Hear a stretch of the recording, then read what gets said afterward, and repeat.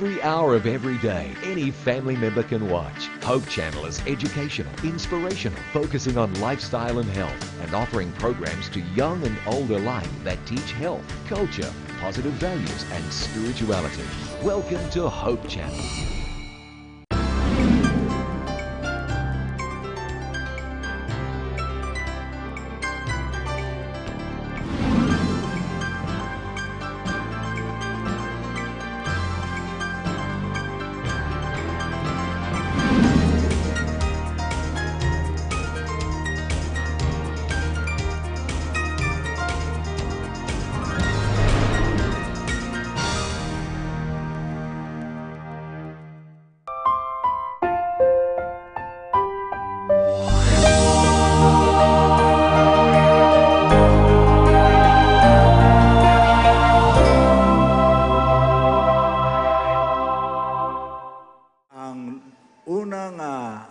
Simana natunong gyud pod sa First Creation Week.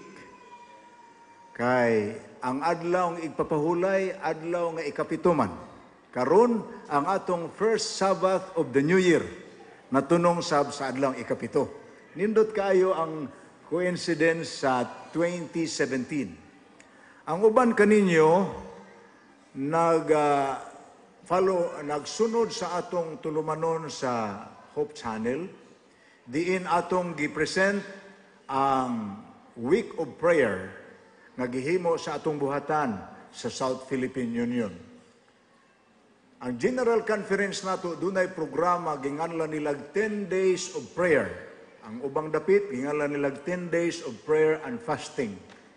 Ipasiugdahan kini sa atong General Conference og gihangyo ang tanan nga mga organization o institutions nga atong himuon ni every beginning of the year, bisan sa atong local churches.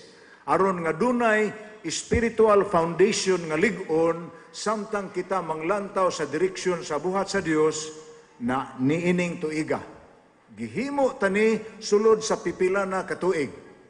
Sa GC nga circular, ilang gischedule ang atong 10 days of prayer and fasting sa January 11 to 21. So basically, next week, pag ni siya mag-start, sumala sa program recommended by the JAC Conference. Apan diri sa South Philippines, may desider mi nga himuon na mo, nga inay nga 10 days, himuon na lang week of prayer, apan 2 meetings every day. Aron nga makonclude kini karong adlaw ipapahulay January 7. Ang hinundan nga amo nang gihimo mga kaigsuonan tungod kay buot na mo nga mo-respond sab sa request sa mga institutions o sa mga organizations nga makaparticipate sa dito. Pinaagi sa among staff nga among ma-distribute ngadto sa mga organizations, missions and conferences o sa atong institutions sama sa mga hospitals o sa mga colleges. Mao nay reason nganong giuna-una na mo instead nga January 11 to 21 among gibutang sa January 2 to 7 ang Week of Prayer there is PUC. Apan ang uban ninyo nakaingon nagsugod na di ay mo bisag holiday pas January 2. Yes. Sugda na mo ang Week of Prayer, ang first two preachers wala pay audience nga sama ni ini nga naa ang mga tao sa lingkuranan. Gishooting lang to sa Hope Channel. Ang atong first two preachers si Pastor Cabanero o si Pastor Dilapina para sa first day. Ang mga magsusulti nato, ang mga directors and officers sa SPUC, naghatag ka nato sa hulagway sa dakong plano sa Diyos kaluwasan. Ang general nga theme sa atong Week of Prayer or 10 Days of Prayer is the Living Sanctuary. Tingali na hibalo na mo nga ang Seventh-day Adventist mao'y bugtong Christian religious organization nga dunay specialization sa pagtuon sa doktrina sa sanctuaryo. Although ang doktrina sa sanctuaryo nga gitudlo sa Biblia related kaayo sa judgment, ang eschatological judgment, ang ubalabot nga paghukom sa Dios. Apan ang tinuod nga pagkasulti, ang doctrine of the sanctuary is the total definition of the doctrine of salvation. 500 years as colonizers in Egypt. Ang Israel, ang pinili nga katawhan sa Dios, nagpuyo uban sa mga Ehiptohanon sulod sa 500 ka tuig.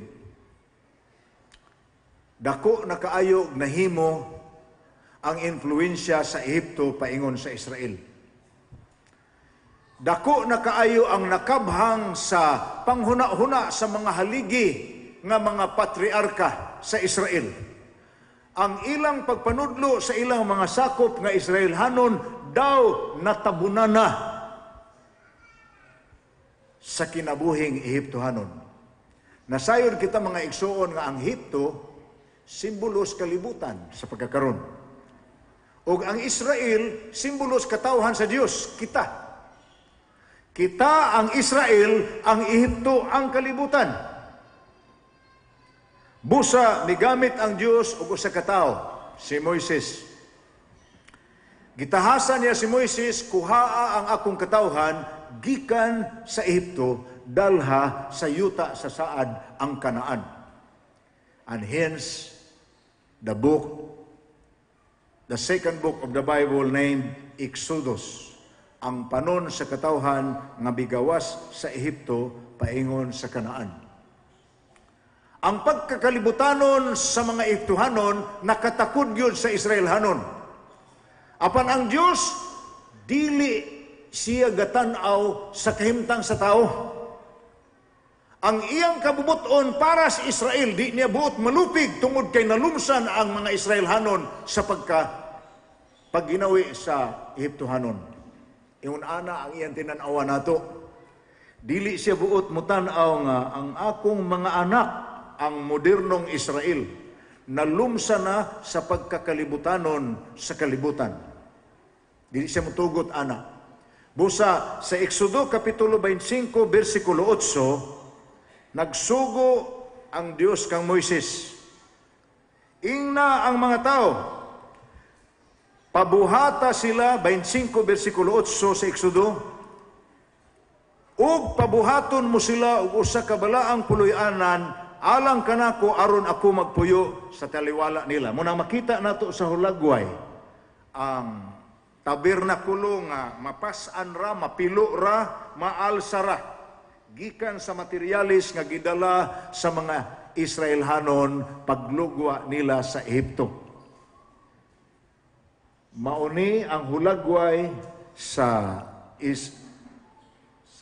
sanctuaryo, balaang puloy-anan. Pagsulti niya, pabuhaton mo sila usa ka balaang puloy-anan, alang kanako, nagbutang siya hinungdan, aron ako magapuyo sa taliwala nila. Alang sa inyong kasayuran, mga igsuon, ang pulong sanctuaryo usargi tinuod niyang kahulugan by definition. Ang pulong sanctuaryo nagpasabot ang presensya sa Dios uban sa mga tao. That's the meaning of the sanctuary. The presence of God in the midst of His people. Now, the sanctuary portrayed in the Bible is known as a pattern. God had shown Moses a pattern. Magbasa nimo na sa Hebrehanon kapitulo 9. Naapod na sa Exodo kapitulo 25, versikulo 9 nangingon, sumala sa tanan nga gipakita ko kanimo ang panig-ingnan sa tabernakulo ug ang panig-ingnan sa tanan nga mga galamito niini mao kini ang buhaton ninyo. If you go down to Exodo chapter 40, makita nimo ang list of the furnitures inside the sanctuary. Tanan nga hiraminta sa sulod sa sanctuaryo. Ni adinhi ang mga hulagway niini mga igsoon.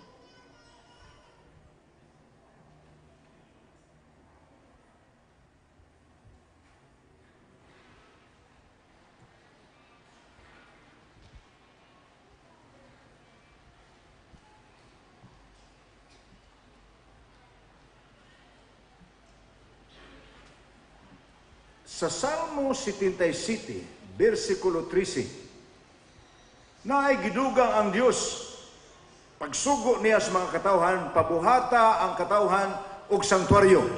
Kaya ako mupuyo uban kanila. Apan sa 77 verse 13, Sa Psalm, mas gipalawom niya ang hinungdan nga nung gipabuhat niya ang mga tao sa sanktuaryo. Psalm 77:13, ang imong dalan o Dios anaa sa balaang puloy-anan. Kinsa ba ang dako nga Dios nga sama sa Dios? Thy way, O God, is in the sanctuary. Who is greater than God except God? Ang imong dalan. Nahinomdom mo og asa ang term nga dalan nasuwat sa Bible. Giklaim na ni Jesus sa John chapter 14 verse 6, I am the way, the truth, and the life. Ang imong dalan o Dios anaa sa sanktuaryo. In short, ug dunay angayan mahibaw-an ang mga tao nga paagi sa kaluwasan. Iya kanang makatunan sa pagtan-aw niya sa mga hitabo sa sanktuaryo. The sanctuary of the Old Testament was God's audiovisual for the plan of salvation. Ang plano sa Dios sa pagluwas niya sa mga tao, iyang gihulagway kana pinaagi sa seremonya sa sanktuaryo. Usara siya ka manluluwas. Ang iyang misyon tibuok kalibutan. Lucas 19, versikulo 10. Jesus Christ came to seek and save the lost. Lahi ni ang iyang rescue plan, rescue operation. Ang rescue stories nga nahimong mga tulukibon sa ato ang mga katawhan nga nagpuyo karon. Nahinomdom ko sometime 20 years ago, ang Hollywood nagproduce og usa ka movie nga nahimong blockbuster and award winner. Diin giportray dito ang kaagi sa pagluwas sa usa lamang kasundalo kan sa ngalan si Private Ryan. Ang uban ninyo tingali mahinumdum anang Saving Private Ryan is the story of a mother of 2 children. The mother's husband died in the war. A hero. Namatay ingon nga sundalo sa United States Armed Forces. Pag-abot sa gubat, mihangyo ang mga anak, ma, hero si Papa. Taga-imi sa imong blessing, mujuin mi sa gubat ingon nga sundalo. Busa ang duha, ang magsuong Ryan brothers, giblisingan sa ilang inahan ug niadtos panggubatan. Nahitabo nga wala sila kuyuga sa usa lamang ka company, nabuwag sila.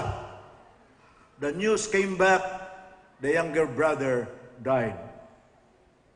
Naguul pag-ayo ang inahan. Patay na ang iyang bana ingon nga sundalo. Namatay na sab ang iyang kamanghurang anak ingon nga sundalo. Usa na lang ang nabilin pa para kaniya. Ang anak niya nga si James. Gisulatan niya ang US Air Force Chief of Staff, US Armed Forces Chief of Staff. Gi-explain niya ang iyang pagka-dedicated ingon nga citizen sa Amerika. Og maingon man ang iyang pamilya, og mihangyo siya, igo na ang akong bana og ang akong kamanghurang anak. Palihog, paulian na lang ang akong anak na si James. Busa, gidispatch sa US Armed Forces Chief of Staff ang usa ka platon sa mga sundalo. Usa ka platon, usa ray tuyo. Save Private Ryan. Karong bag-o lang, 2016. Ang kalibutan na steered na pod apan malipay tang mga Seventh-day Adventist, kay dili to kay ordinaryo lang nga movie, kundili kaagi sa national hero sa United States who happens to be the Seventh-day Adventist conscientious objector, si Sergeant Dismundus. Nahibalo na mo sa akong gimin. Ang movie karong bag-o nga miukay sa daghang mga nasod nga gitaytulag Hacksaw Ridge, nga ang iyahang director si Mel Gibson mismo. Hacksaw Ridge. Kaagi sa Seventh-day Adventist soldier si Sergeant Dismundus, usa ka tawo miluwas og 75 ka mga sundalo nga iyang kaubanan sa panggubatan. Saving Private Ryan, Usa ka platon, gimisyonan, pagluwas, ug usa lang katao. Hacksaw Ridge, usa ka tao. Mibarog sa iyang baruganan. Ingon nga sundalong dili mo patay, apan nakaluwas og 75 tao. Pero mga igsoon, walay makalupig sa gingalan nato the greatest rescue story. One man saved the world. Si Ginoong Hesus, usa ra siya ka tao, dili 75 ray ang giluwas. Dili usa siya ka platon nga usa ray luwason. Usa ra siya ka buok. Ang iyang katuyuan, save the world. How will the people of the world before him understand that that was his mission? God told the Israelites, paghimo mong sanktuaryo, ana sa sanktuaryo, ipakita ko kaninyo ang dalan sa kaluwasan, ang akong plano, unsay akong buhaton para mabalik mo nga rin ako, para madaatamos gingharian sa langit. So sa ato nang nasabtan, you have heard many presentations of the sanctuary in the past. Everything revolving inside and outside and those around the sanctuary points to only one Savior with the multifaceted acts of salvation. Gikumplito niya ang pagluwas, usara siya kabuok. Ang iyang tumong, save the world, one soul at a time. Nindot kaayo mga igsoon. Nining si Manaha, nalipay ka eko sa presentation sa among mga kaubanan sa buhat diha sa SPUC. Kamong nagsubay sa program, by the way, ang gikuha sa Hope Channel nga video sa presentation sa atong mga mabubuhat will be rebroadcasted karong September 11 to 21 yun. Amo gina siyang i-broadcast one sermon a day as scheduled by the JA Conference. Although we have done that already, we are going to rebroadcast that. Dunay usa sa amo nga naghulagway sa kaagi ni ini sa kahulugan ni ining laver ang duwang kanang pula nga nas ato ba rather ang halaran sa halad nga sinunog. Ang halaran sa halad nga sinunog, mauna ang ilang dalhan sa halad nga bag-ong giihaw sa makasasala. Nainumdum naman mo sa procedure na ini, na demonstrate ko na ni sa pipila ka mga meetings nato, but for the sake of illustration, I want to call some volunteers in our midst today. Just for the sake of illustration. Ako lang tingali ang iyon si Lulong o si Dundon. Long, ikaw ang sinner. Si Dundon mao ang imong lam, karniro. Unya, mohangyo sa tingali ko ni Sir Berlon, ikaw Sir Berlon mao ang saserdote. Okay ra ka, kanaamang kay bungot. So okay ra na imong pagkasaserdote. Long, dalhan na dire ang imong karniro. Saserdote, ari na dire palihog. Ibutang nato nga si Pastor Dilapinya mao ang okay, mao na ni siya, no? Complete na ni, Pastor. Yan lang ka. Okay. High priest ni siya, lahi ni siya function. Ako lang kang side on niya. Ang makasasala nga nagrepresent kanato tanan. Kung gusto niyang mapasaylo ang iyang sala, ang seremonya sa sanktuaryo nag-require nga magdala siya karniro nga walay mansa. Nating karniro, gi-prescribe po nag-unsa kalimpyo ka ng karniro ha. Kinahanglan nga wa siya nuka-nuka, wa siya kaliskis, limpyo kinaliguan. Unya, kay makasasala man siya, gusto man niyang mapasaylo ang iyang sala. Unya, ang Biblia nag-ingon man, without the shedding of blood, there is no remission of sin. Kung walay pag-ula sa dugo, walay kapasaylohan sa sala. Ang meaning ni Ana, kung ikaw nakasala, ikaw mamatay kay ikaw may nakasala because sin is the transgression of the law. And because of sin, man will die. Siya mamatay. Apan, naa siya'y manunubos. Ang inusinting karniro. Walay mansa nga karniro. Inay nga siya ang muula sa dugo, ang karniro mo'y iyang ihalad. So dalhon niya, diri ka, Mr. High Priest, Dalhon niya ang lingkod lang ka doon, palihog, kay karniro man ka. Ug dalhon sa makasasala ang iyang karniro sa atubangan sa saserdote. Ug moingon siya nga, nakasala ko, busa ania ang akong halad, ingon nga bayad sa akong sala. Busa, ang saserdote mo instruction sa makasasala, itungtong ang imong kamot sa ulo sa imong halad. So itungtong ni imong ulo, agduhan nimo kakamot. Okay. Unya, dito sa kilid lugar, makakita sila. Isugid ang imong mga sala diha sa karniro. Ikumpisal iyang sala. Ikumpisal niya iyang sala, murag sa computer, pag i-download niya ang iyang sala. Gikan sa iya, gibalhin niya by virtue of the act of putting his hands over the head of the karniro. Pagkahuman niya ni Ana, ang sala niya na balhin as karniro, tagaan siya sa high priest o kutsilyo. Unya, Ania ang kutsilyo alang sa paghalad nimo sa karniro. unya ihawon sa makasasala ang karniro, ang high priest maggunit siyang duwang sa iyang planggana. Pagsalod sa dugo. Ato lang sila pakpakan mga igsoon. That was a very brief illustration, but that is exactly what happens in the sanctuary every day. Hinumdumi. Every day kana nga seremonya. Hinumdumi. Hapit 3 ka milyon ka mga Israelhanon ang migawas sa Ehipto ug latagaw sa wilderness for 40 years. Samtang dito sila, ang daily nga sakripisyo, makita nato gihimo. Human gyud og kumpisal sa makasasala sa iyang sala, og naihaw na niya ang karniro, nga maoy mipuli. Kansang dugo, mibayad sa kasalanan. Nan, ang tahas sa maong makasasala, mao ang pagdala sa iyang halad ngari sa altar sa halaran.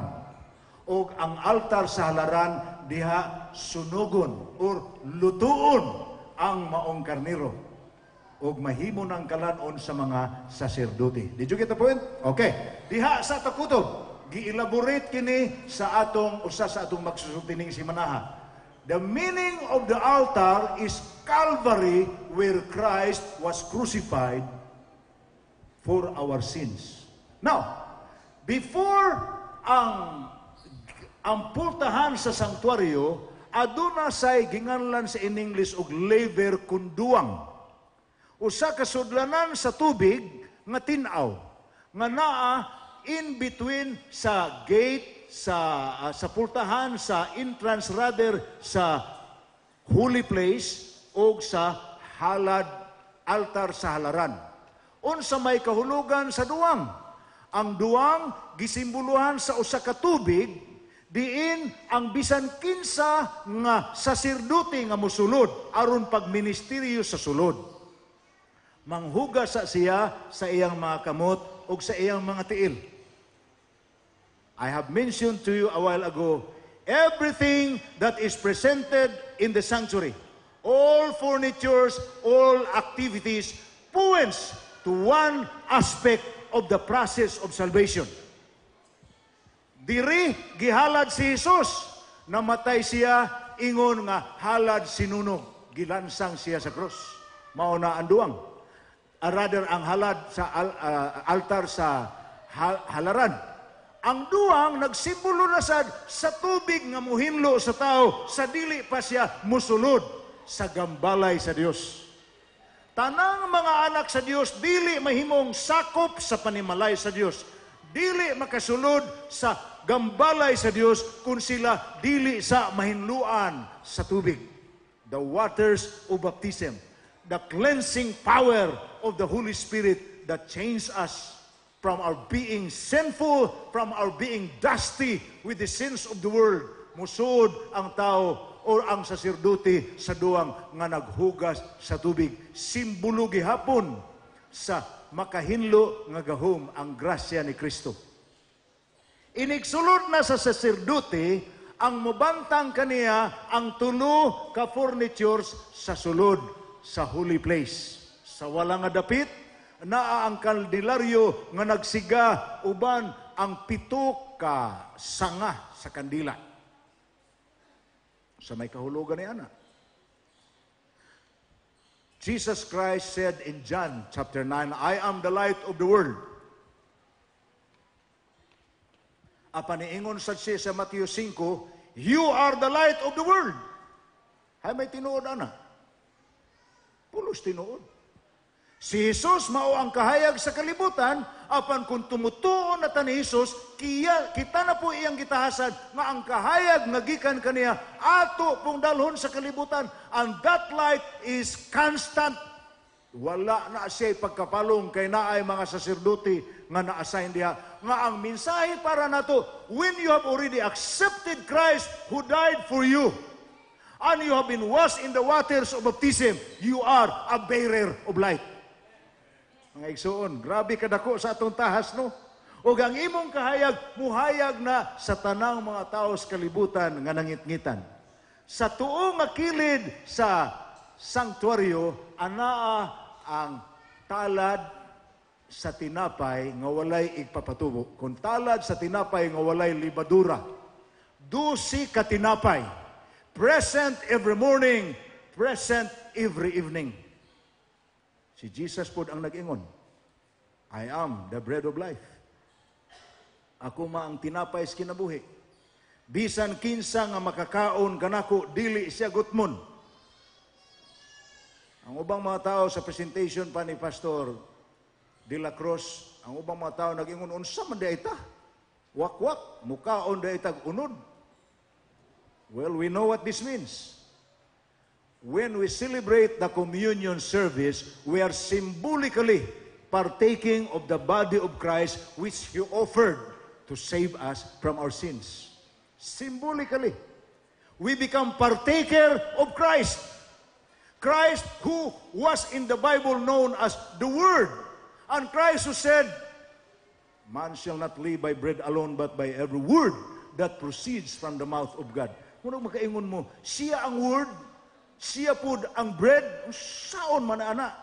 Mystery bitaw. Gingalan na itong mystery. Nga naman, everything describes one aspect of the activity or the process of salvation. Yet, it is only done by one Savior. Muray na kalainan niya.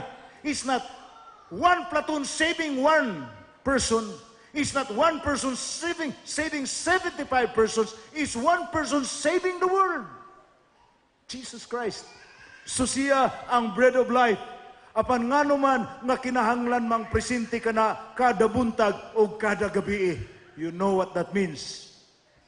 The bearers of light are people who feed themselves with God's Word every morning and every evening. Sa soul sa sanctuaryo, ipahinumdum ka nato ang spiritual exercise na di kinato ang ngayon talingdan. Worship sa buntag, worship sa gabi. Tinapay sa kabuntagon, tinapay sa kagabion.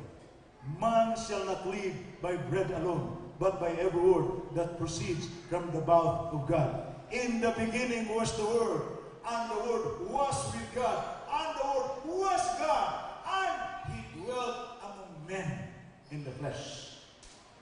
Still Christ, di ba?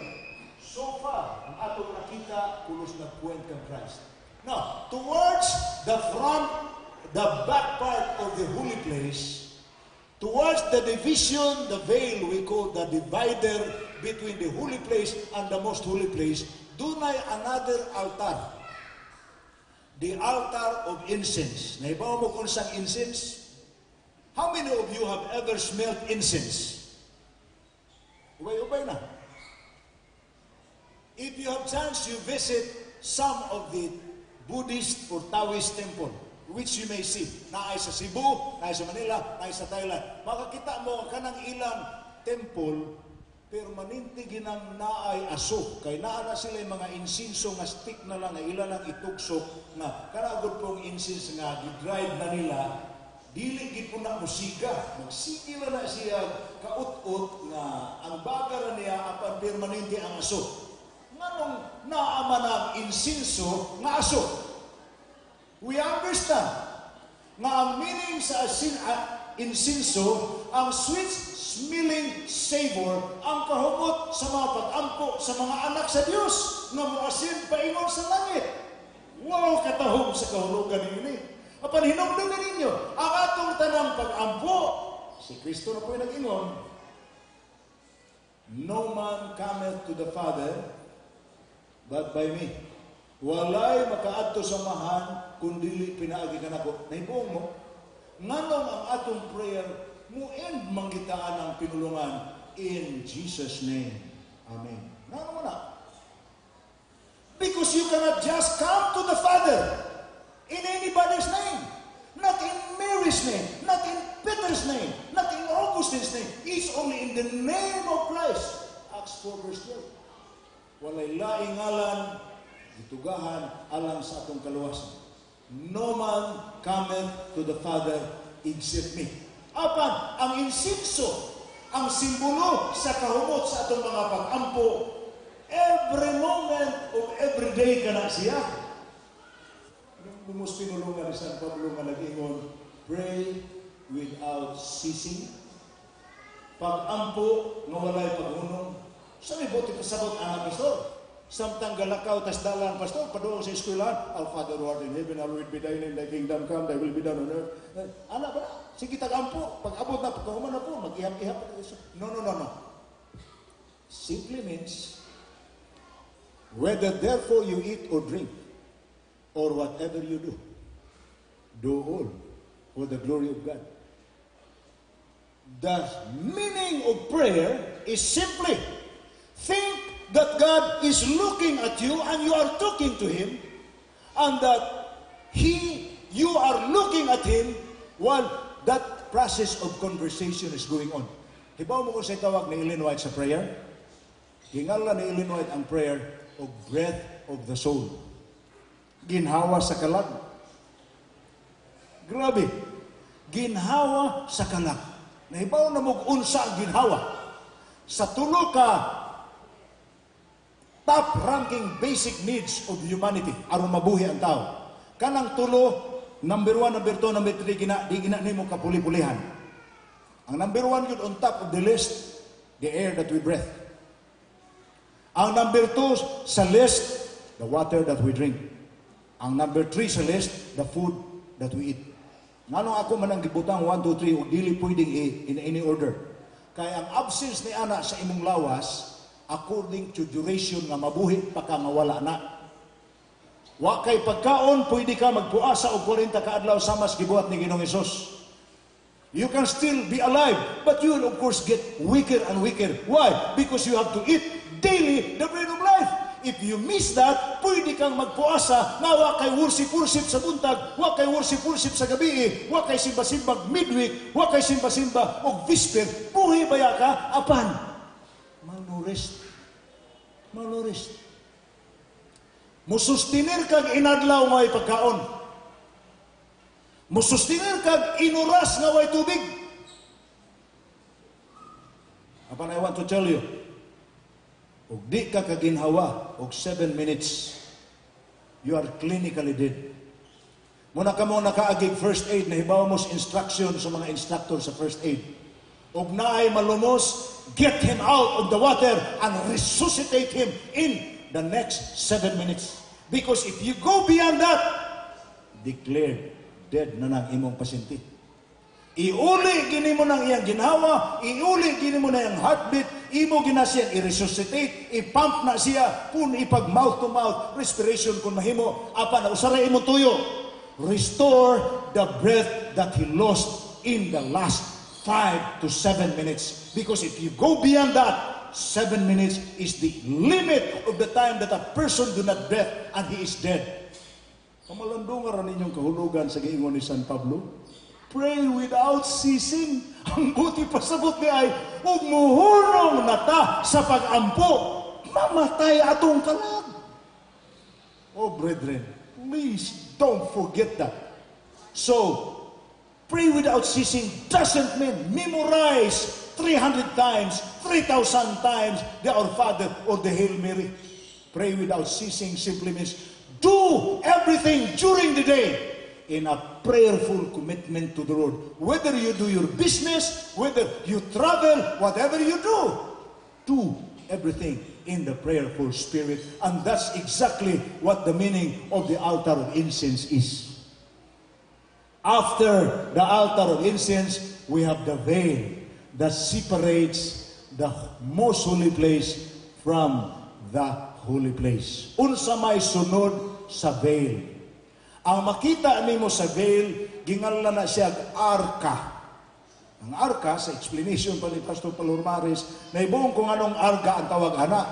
Nga lamisa ramana, nga 2.5 piece ang gitason, unya 3 piece ang gilapdon. Lamisa raman. Lamisa dili magyud po na Pastor Binisaya. Ang lamisa, kinat sila ang puna. La misa, the table. Ang Binisaya, yun talad. Talad. Apan ginganlan na siya ga altar. Unsa may naas altar? Number 1, pinaka-importante. The 10 Commandments. Ang 2 tables of stone, 2 tablets of stone, nga gisuwatan sa Dios. Apan nabuak man to ni Moises, gipasuwat sa Dios si Moises sa another 2 tables o kana mauna ang naa sa suod sa arka. Diha po sa tapad sa arka, gibutang po diha ang baston ni Aaron. Nga gi-explain po na ni Pastor Asoy ni ining si Manaha, the rod of iron. Katong namunga nga baston, nisanga, unya namunga. May mga kahulugan gihapon. Apan, sa ibabaw sa maong napuno kasugo nga 2 tablets of stone, naay duha ka manulunda nga nagbarug. Ang duha ka gingalag nagatabon nga kirubin. Ang kirubin tinulungan kana nga Hebro nga nagpasabot manulunda. Duha sila kabuok ang nagtabon nga kirubin. Ang ilang pako ilang gibukhad sa paagi nga ingon ana na ang ilang kainta. Sa ato pa, ang ilang duha ka pako nag-abot ang tumoy, ibabaw sa napulo kasugo. Unsa may kahulugan ini? Paminaw. Ang napulo kasugo, mao ang patukuranan sa pangagamhanan sa Dios. Ang tanan nga buhaton sa tao sa iyang kinabuhi, ingon nga subject sa makagagahom nga Dios, ilalom sa konstitusyon sa pangagamhanan sa Dios, the 10 Commandments. Ang tanang pagginawi sa tao naa ibasi ni anang napulo kasugo. Now, ang sentro unya sa paghukom, maluwas ba ang tawag dili? Maimpirno ba ang tawag malangit ba? Gibasi ka na sa attitude sa tao towards the law. Kung makasasala siya, iyang gisupak ang kasuguan, mahimo siyang hinukman sa silot.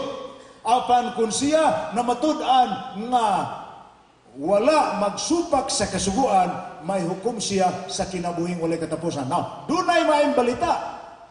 Kaya ang ubang mga tao niya nahadlok ni ining arka sa tugon tungod sa iyang kahulugan.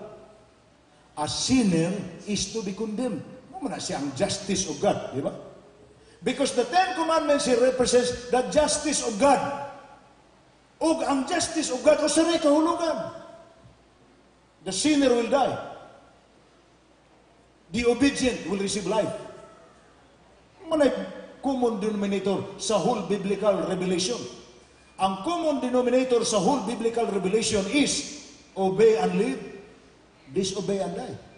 That's it. Ang uwan mo ingon, legalismo man na, pastor. No. Nga naman, kay dili man ta kay kutubra diha. Why? Above, meaning ibabaw sa 10 Commandments. Ako ning ipakita sa inyo, ha? Ibabaw sa 10 Commandments. Niadiri ang 10 Commandments. Naa ang duha ka kerubin nga nagtabon. 10 Commandments represents God's foundation of His kingdom. The constitution of God's government. All subjects of God are bound to obey this. All who disobey are bound to be punished according to God's judgment. But all who obey are bound to be rewarded because God is a just God. Apan, ang good news mao ni, bisan pag nakasupak na ka ni ining patukuranan sa pangagamhanan sa Dios, do na kay manlalaban ang high priest. Kay sa ibabaw sa napulo kasugo sa Dios nga naa sa arkastugon, sa ilalom sa pako sa duha ka manulunda, anaa ang makanunayon nga nagsiga ang lingkuranan sa kaluoy. Gingalan kanag the mercy seat, God's real throne. The representation of God's throne is above His law. It simply means this is justice, this is God's mercy. Kuan inyong kahulugan? Ibabaw sa hustisya sa Dios, anaa ang kaluoy sa Dios. Sa ato pa, kung dawato nato ang ministeryo ni atong nag-ula sa iyang dugo dito sa altar halaran.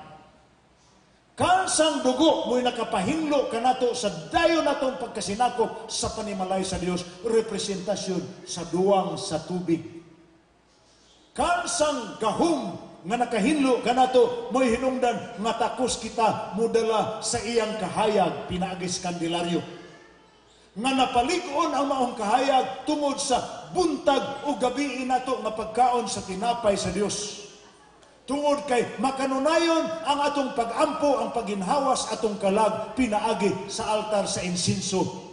Bisan pa og nakasupa ka sa napulo kasugo, adunay saserdote nga mulaban alang kanimo, og ang iyang paglaban itudlo kaniya sa lingkuranan sa kaluoy, ang tronos kaluwasan, the mercy seat, the Shekinah in the Holy Temple. Brothers and sisters, I was telling you from the very beginning, all that has transpired in the sanctuary points to only one, the Savior, Jesus Christ. Kung inyo nang purmahon ang tanang muebles, cross. The one that connects us to heaven. Ang tao nawala sa atubangan sa Diyos. Ang tao na himulag sa Dios tungod sa iyang sala. Isaiah 59, versikulo 2. Ang tao mo'y nakasala. Ang tao mo'y nahimulag sa Dios. Apan ang Dios wa mo ingon, ituyuan bitaw nimo, nganong imo kong gibiyaan, nganong nagpagkasala ka, tanawa ra ron, di wa na ka, ingon ana ba ang kinaiya sa Dios? No! Sa dihang makasasala pa kita, Romans 5:8 tells us, sa dihang makasasala pa kita, gigukod ta sa grasya sa Dios, asa ta niya maabti, tuata niya punita. Si Maria Magdalena napunitan ni Ginoong Hesus sa panahon sa iyang prostitusyon. Si Pablo napunitan sa grasya sa Dios sa panahon sa iyang pagkamanlulutos. You can name one character in the Bible after another. You can picture someone else's story one after another. But there is no condition in your life in which God will be able to say, you are too far, my son. You are beyond my reach. No. There is no condition in your life. And this is good news for all of us. Walay kondisyon sa atong kinabuhi nga makaingon ta, wa na oy, grabe na ni akong kahimtang, dili na mo apas ang Dios nako, sobra na ko kahugaw, sobra na ko ka limin diri sa lapok sa kalibutan. No! God will still reach you wherever you are. Nainomdom ko sa kaagi ni Attorney John Tulio. Si Attorney John Tulio was a son of a minister, Pastor Tulio, former Union President sa North Philippine Union. Nabata ni siya nga tipikal nga Adventista. Gimatuto sa worship sa kabuntagon, apan pinugos ang iyahang espirituhanong kalihukan. Musimba man silang Sabado, daang Lunes sa dunggan, or da ang punishment kay ministro laging amahan. So in short, typical nga rebel among those who were born Adventist. Sa nadako na siya, iyang gipakita nga walay taong makadiktar niya unsay iyang buhaton. Nagistorya siya nga sa diha pa ang kampo sa Baisa sa Caloocan. Sabado, manimba ang ilang classmate, sila mulighot gikan simbahan, luksus kural, paingon sa sinihan. Sabado na. Ug sa nahimo na siyang abogado dito siya sa Amerika, gitalikdan niya ang doktrina siyang amahan nga ministro, gidawat niya ang doktrinas evolution.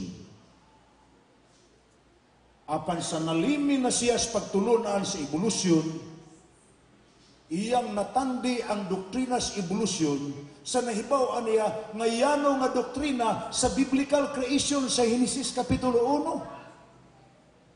1. Ug mihimo siya konklusyon, mas sayon ug mas daling tuuhan ang Genesis 1 kaysa doktrina ni Darwin kalabot sa evolution. Mas sayon. So, gipamalandong na niya, apan dili siya gustong ubalik sa Ginoo. Busa, milimin siya sa kaugalingon sa druga. Apan unsa man na mga igsoon. Sa panahon nga hay kaayo siya sa epekto sa druga, gihasol man siya sa Holy Spirit, o gikan siya ang pagkahay, ang Holy Spirit nga naghasol kaniya, mitultol kaniya balik sa dalan. Attorney John Tulio still became Pastor John Tulio sa United States. Gapon siyang ministro. Nga naman, bisan sa panahon nga hay siya sa druga, gigukod siya sa Espiritu sa Diyos. Ngayon naman ko sa high school pa, naay usa ka puwit, si Alfred Tennyson mantingali, nga naay pinulungan niya sa usa sa iyang mga poems nga nagingon, "For fools rush in where angels fear to tread." Naay huna sa mga tao nga, muadto na gani ka sa lugar na dili na gyud mugukod pa ang manulunda nimo, grabe na ginang lugar na ako no matod pa sa uban na ay mga lugar sa kalibutan nga kung muadto ka imo gyung gitalikdan ng imong guardian angel kay kutob ra gina siya spultahan, di na gina siya musuod nimo uban diha. I want to tell you, that's wrong. There is no place in the world, however deep that is in the pit of sin, that God is not going to come after you. Muna na kayo mong kupastilan, wa tay Ginoo nga imon ini.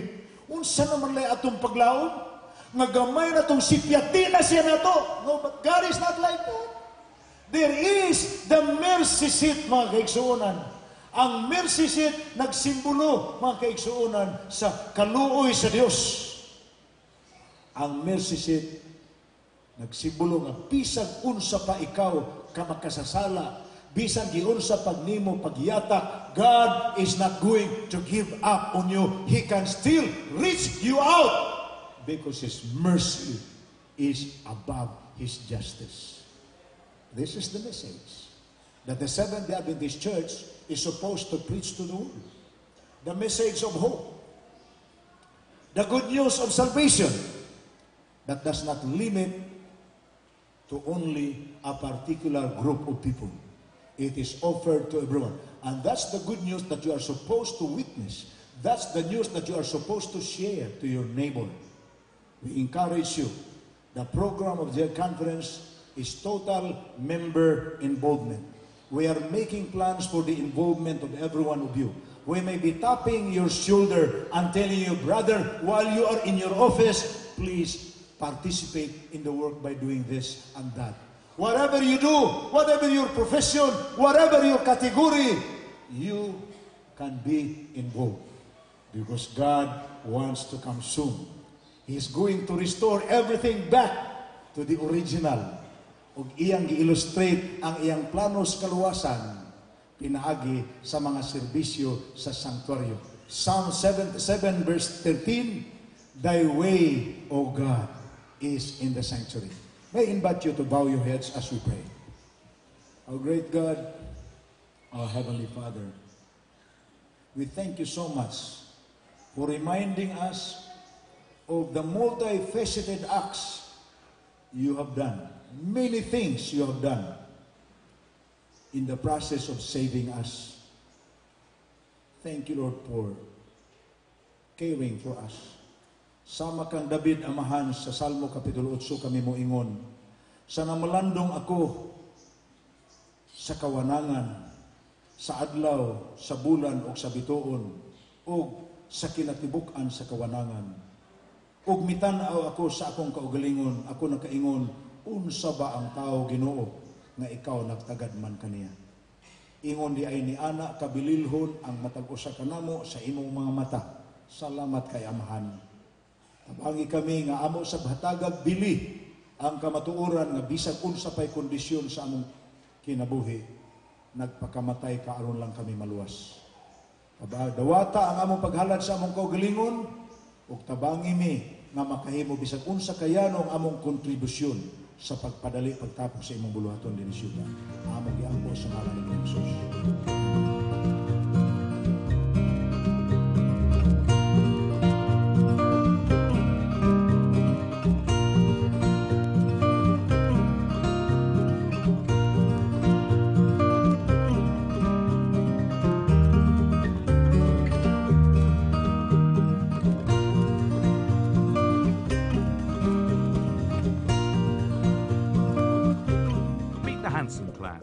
Like any typical family, they have their issues. George, the father of Jennifer and Sebastian, is an atheist. His wife Suzanne is into the New Age. Suzanne's sister Mary is a born-again Christian married to Tom. Tom's mother recently died in a car accident. When Rosalind died, Tom really wanted to know what happened to his mum after death. His friends and family had many different views on the subject. George said, "Death is just the last step in our evolutionary process. When you're dead, that's all. Enjoy life today, it's all you've got." Suzanne told Tom, "This is just a new beginning for your mother.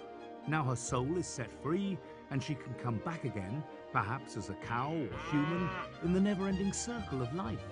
No one ever really dies."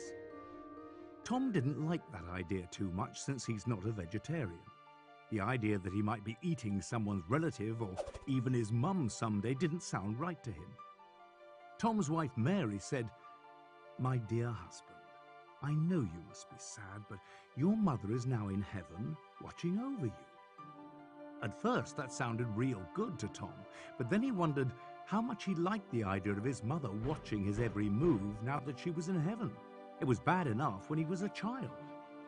Tom's ever-so-sarcastic co-worker said, "Perhaps she went to purgatory or the flames of hell. Was she a good Christian?"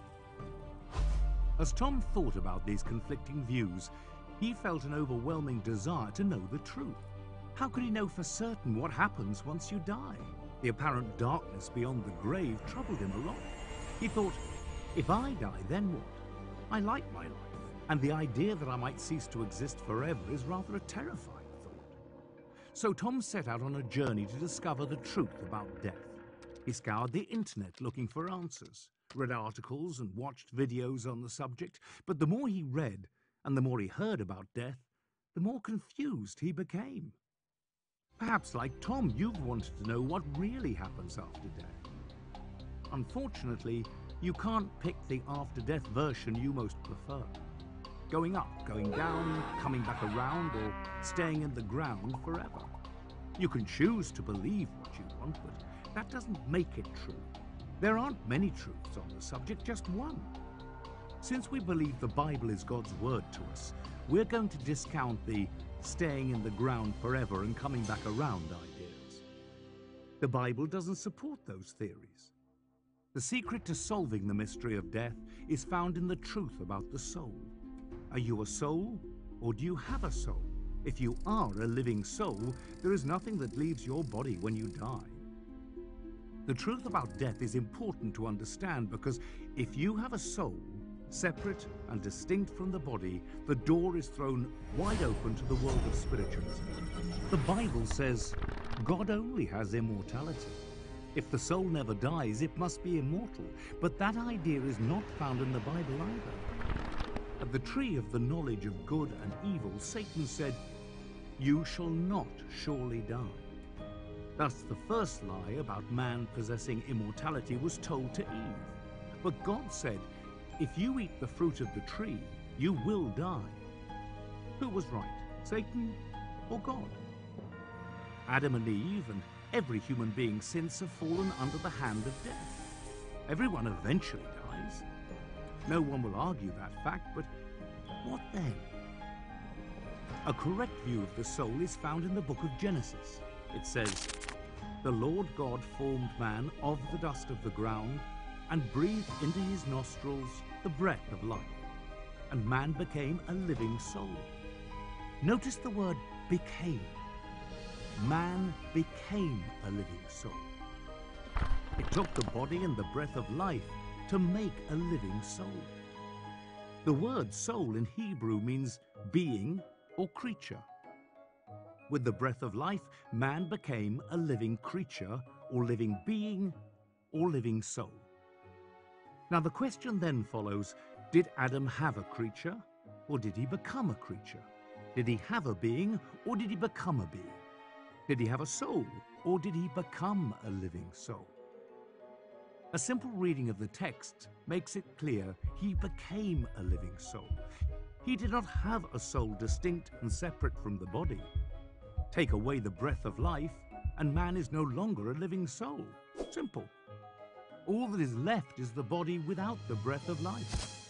Now he is a dead soul, a dead creature, or a dead being. According to the Bible, the word breath and spirit have the same meaning. When the Bible says, "The breath returns to God who gave it," it is the same as saying, "The spirit returns to God who gave it." Some Christians believe the spirit is separate from the body, that when a person dies, his spirit goes to heaven as a conscious entity. But is this true? Note what Solomon said. "The living know that they shall die, but the dead know not anything. Their love, their hate, and their jealousy have long since vanished. Never again will they have a part in anything that happens under the sun." Tom's mother didn't go to heaven the day she died, which means he can breathe a sigh of relief. She won't be watching over his every move. The breath of life returned to God who gave it, and her body returned to the dust of the earth. God said, "Dust you are, and to dust you shall return." God banished Adam and Eve from the tree of life so that man would not live forever. It makes no sense then to say that when they died, they would live forever, either in the flames of hell or go directly to heaven as a spirit. The prophet Ezekiel said, "The soul that sins it shall die." And David said, "When a man dies, in that very day his thoughts perish." Jesus and many other Bible writers compared death to a sleep.